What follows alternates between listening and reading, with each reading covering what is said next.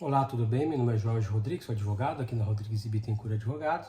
Vamos falar nesse vídeo aqui sobre a aposentadoria por invalidez de um caso concreto, né, que vocês estão vendo aqui, é o caso de um pedreiro que fez o pedido de aposentadoria por invalidez. Aí vamos ver o que aconteceu no caso dele. É um caso concreto, sempre tem que trazer decisões da Justiça aí do Tribunal Regional Federal, foi pego direto de lá. Tribunal Regional Federal que abrange Paraná, Santa Catarina e Rio Grande do Sul. Nesse caso aqui, o autor da ação ele pediu o benefício auxílio-doença no INSS e foi negado. Entrou judicial. Judicialmente, o juiz deu a ele o auxílio-doença baseado unicamente na perícia médica, não avaliou outras questões que envolviam a situação do segurado. O tribunal aí fez essa avaliação. Primeiro ele coloca assim, o tribunal: tendo em vista que a aposentadoria por invalidez pressupõe incapacidade total e permanente, cabe ao juízo se cercar de todos os meios de prova acessíveis, inclusive a pericial, mas de todos os meios, ou seja, mais meios de prova, não só a pericial. Adiante ele coloca o tribunal.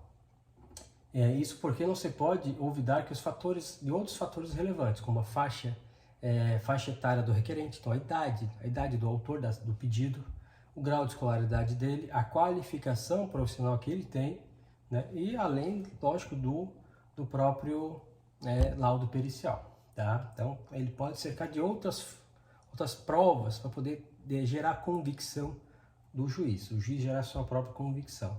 No caso concreto, então o autor da ação, ele tem, né, 64 anos de idade, a profissão dele é pedreiro, tá? Aí fala que ele não tem instrução, né? Segundo grau, grau de instrução e ensino fundamental incompleto, 64 anos de idade, sem qualificação profissional, mas com a profissão dele como pedreiro. Essa é a qualificação dele. E aí o juiz deu só o auxílio-doença por 6 meses, baseado no laudo.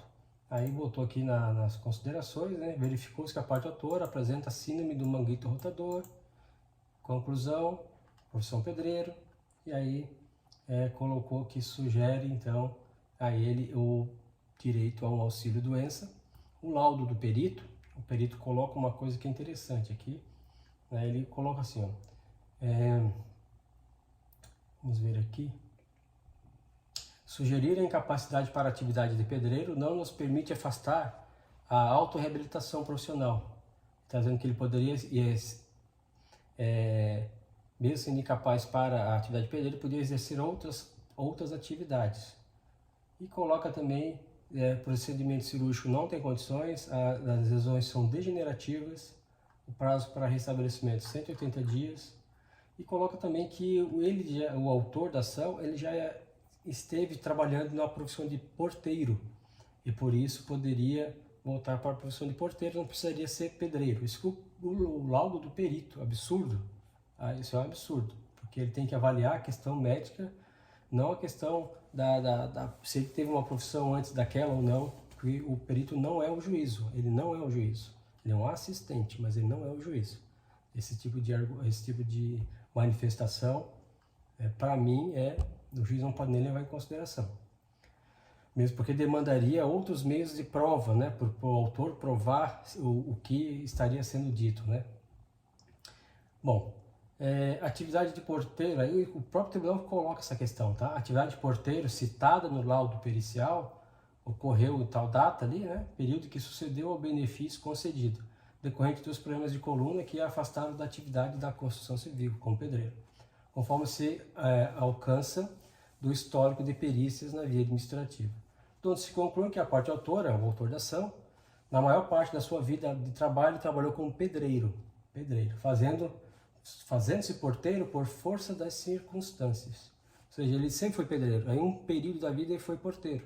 Aí o perito coloca que não, já foi porteiro uma vez, ele pode ser porteiro. Então não vou dar aposentadoria nada, não vou botar no laudo que ele está incapaz para a atividade dele. Mas a atividade principal dele é pedreiro, não é porteiro. Então essa confusão que o perito tenta fazer, que não é da alçada dele, só prejudica o segurado. Mas o tribunal já vislumbrou isso, né?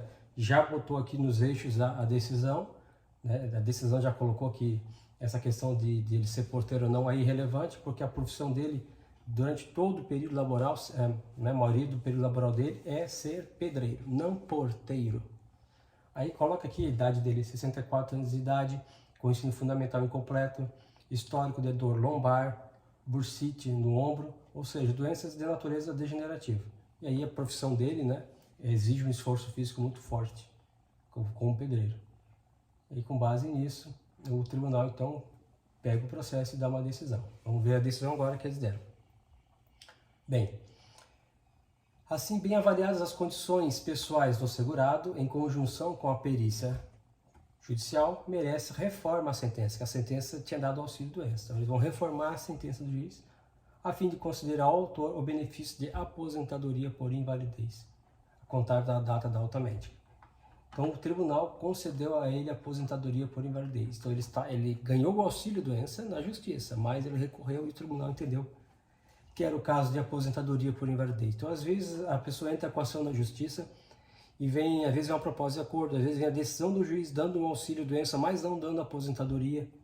E aí a pessoa fica pensando, será que faz o recurso para o tribunal ou não faz? Ou aceito essa proposta do INSS? Ou aceito a decisão do juiz que só me deu o auxílio? Então é lógico, cada um tem o seu, sabe as suas dores, né? Mas verificando as decisões dos tribunais, né, a gente verifica que muita gente que conseguiu o auxílio-doença consegue no tribunal fazer esse salto do auxílio para a aposentadoria por invalidez, que foi o caso aqui desse autor da ação que ganhou o auxílio-doença e conseguiu converter na aposentadoria por invalidez. Pessoal, gostaria que você curtisse, compartilhasse e marcasse um amigo aqui para que mais pessoas tenham acesso a esse vídeo. Fiquem todos com Deus e até a próxima.